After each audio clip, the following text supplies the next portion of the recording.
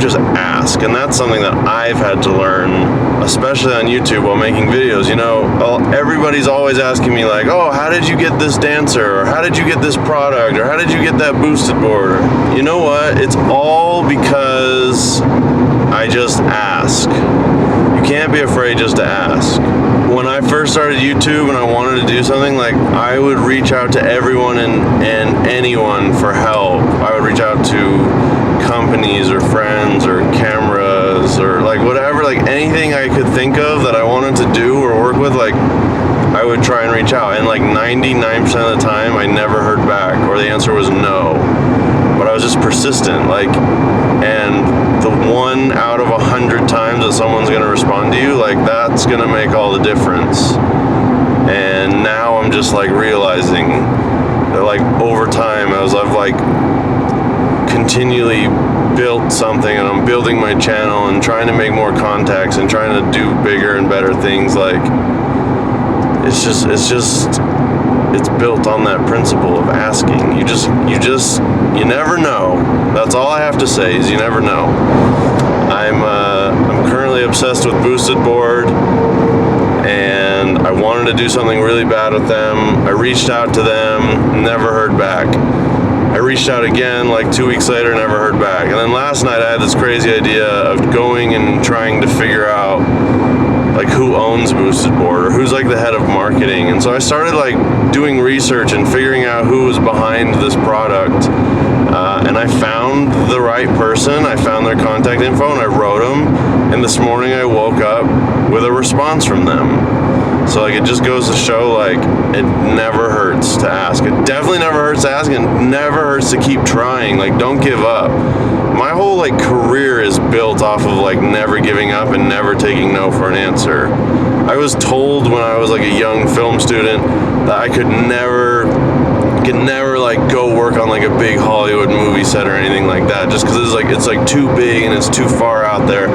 But I was like, no, I want experience. I want to, like, anything I can get for experience, like, I'll do it. So I started looking up the names of directors of photography who were like working on big current shows. This was like 5 years ago. And I just started emailing directors of photography, like, on shows that were being shot in Los Angeles. And meanwhile, I'm at film school in Utah, where I'm being told at film school that I can't go out and do these big things. I need to stay inside a classroom and read a book about filmmaking. That's how you're going to get places. That's wrong. Bad advice. I found a director of photography named Gordon Lonsdale. At the time, he was shooting a show called Bones in Los Angeles. And I was like, that would be amazing if I could talk. You know what? I wasn't even like trying to get on Bones. I was like trying to just have a phone call even with like someone who knew what they were doing. I just wanted to like pick someone's brain. I just wanted to learn. Like, that's all that mattered to me. And I found Gordon Lonsdale. I found his info. I found his email. I also saw that he had shot like the High School Musicals, which I was a fan of. Yes, you can judge me now, but whatever. High School Musicals are great. Hence why I make cheesy dance movies. So I was like, this guy's awesome. He shoots High School Musical. He's like shot all these other Disney movies, and now he's shooting Bones. I'm like, this is the guy to talk to. So I found his email, believe it or not, because I just tried. Like I told you, you do the research, right? So I found his email. I wrote him. Nothing. Didn't hear anything. A week went by, 2 weeks went by, 3 weeks went by, nothing. 4 months went by, nothing. And you know what? 4 months later, I was like, you know what? I really want to talk to this guy. Even if it's a phone call for 5 seconds and I can ask him, like, how do you do it? Or like, I didn't even know what I wanted to know at the time. I wanted to be inspired, I guess. And so I decided to write him again. 4 months later, nothing. I was a persistent little SOB because 3 weeks later I was like, I'm going to write him one more time. You never know what's going to happen. I wrote him one more time. He wrote me back the next day. He said, I'd love to get on a phone call with you. He gave me his phone number. I called Gordon Lonsdale and we talked that night for like 3 hours. He was just coming off the set of Bones. He told me about his day. he started asking me what I liked, what I wanted to do, and it was like the most incredible phone call of my entire like career and life up to that point. And at the end of the phone call, I'll never forget what he said, because he told me, you know what? He said, there's no point in trying to move to LA and compete with all these other people and be a small fish in a big sea. He's like, you're already starting to create amazing content, and there's not a lot going on in Utah.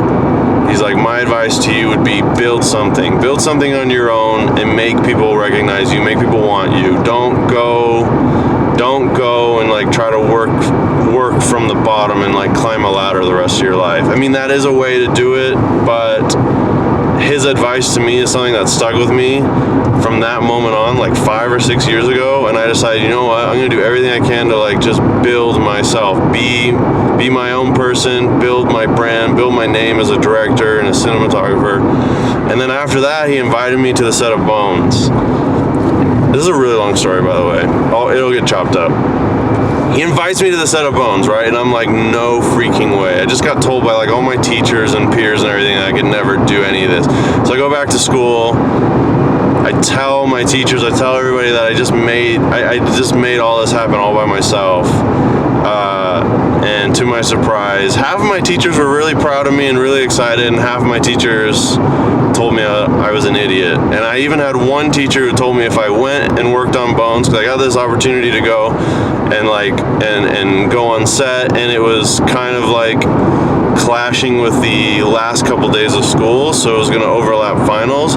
All of my teachers actually told me that they would be willing to let me take the final early or while I was in Los Angeles. They're all like really good. And I actually had one teacher, he who shall not be named Voldemort, and he told me, I will never forget this. He said, when you're in school, you focus on school. When you're out of school, then you can focus on work. But the two don't go together.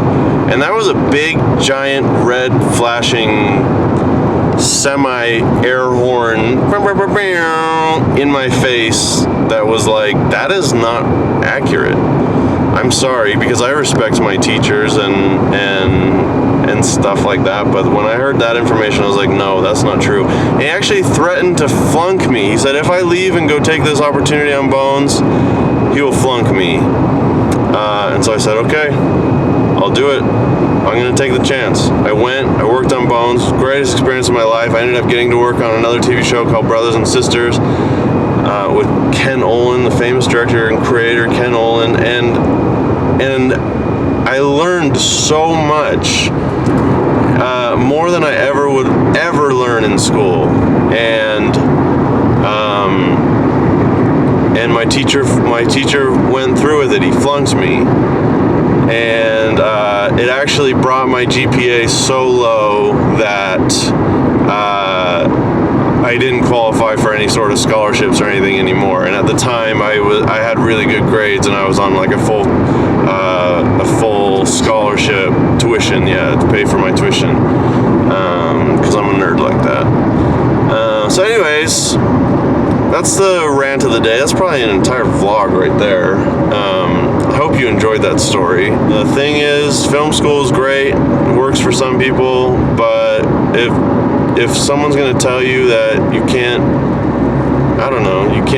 live your dreams or all that crap, like, you can do anything you want to. You just gotta try and work hard and not be afraid. And actually, this is like the new motto that I'm living off of. It's I wrote it on my whiteboard just one day when I was like figuring out like, what do I need to do to like be a better person and content creator and all this stuff. And I came up with the line, be authentic and don't be shy. And so now that's like my new life motto, is be authentic and don't be shy. And I think that if you do those two things, you can pretty much get places in life. I don't know. I'm still working on it. I'm trying to figure it out. But one more thing. I just realized that was the moment when I dropped out of school. I dropped out of school because of all that, and I had no idea what I was going to do. But that's when I kind of accidentally fell into YouTube. There's a whole thing of other events and stuff that happened before that, and I'll tell you all that story some other day if you care to hear it. But yeah, that's when I dropped out, and that also is the same semester that Devin Graham dropped out. We were going to film school together. We were film buddies. We dropped out. I started going like more the traditional route because that's what I thought was what I wanted to do, and he jumped into YouTube right away. So anyways, that's a story for another time.